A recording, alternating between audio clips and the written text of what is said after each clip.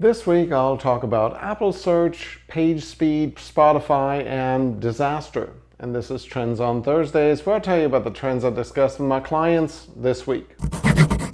First up, Apple Search. Google continues to dominate search with well over 90% of all searches going through Google properties. It includes Google Images and Google Maps, by the way. That position seemed pretty safe, especially because Google is the default search engine on both iPhone and Android.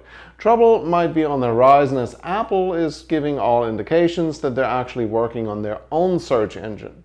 The biggest problem when you're building a better search engine is that basically it takes user action to switch away from Google, and most people either don't know how or they don't care, or both. Since iOS is running on over 25% of smartphones and almost 40% of tablets, Apple has the unique advantage of being able to jump ahead of others like Bing if that's what they're doing.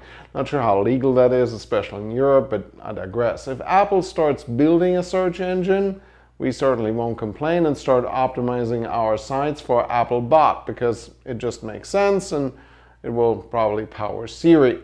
Next, page speed. Speaking of Google, you get major points for site speed. When we build websites, we spend a lot of time balancing looks with speed, of course, and they always have to be mobile first. One of the new features is a fast page badge that is probably just the first step in further prioritizing fast sites over slower ones.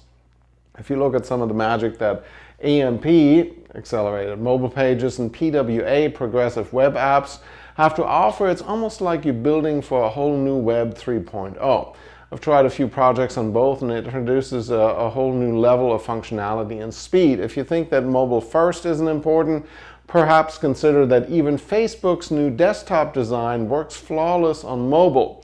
If it matters to them and they can afford to tick off their users, it should probably matter to you.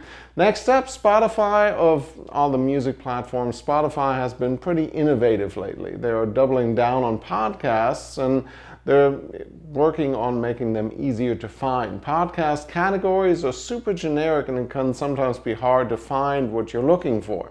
Matter of fact, I just discovered a new podcast the other week and I was thinking to myself, how did I miss this all this time? Like there's a category for marketing or one for sales or one for automation. They're all grouped under business, which makes it a little bit of a pain in the neck to find anything. Spotify is working on a podcast topic search, and if I wasn't socially distancing, I would probably totally hug somebody on their development team. It's about time, and I think it'll be useful for finding new podcasting gold and presumably for targeting ads as well. One more, disasters. As you may have heard, Hurricane Laura hit Louisiana, which devastated a wide strip on the western side of the state. Some of the things that we learned about the disaster plan after the beginning of COVID still hold true. Having an answering service that can catch the phones if you're down comes in handy, and a solid work from home setup can now also double as a work from road setup. A new twist on the hurricane is that electricity and internet services might be down for days or weeks, depending on where you are, adding a whole new level of difficulty. We have some clients that work with VoIP phones, which you can basically bring with you when you evacuate and just relocate the whole office. Having a mobile hotspot and a Google number as a backup helps as well.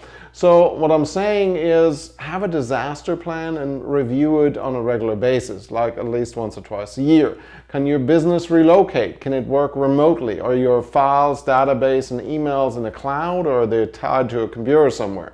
All those things to think about.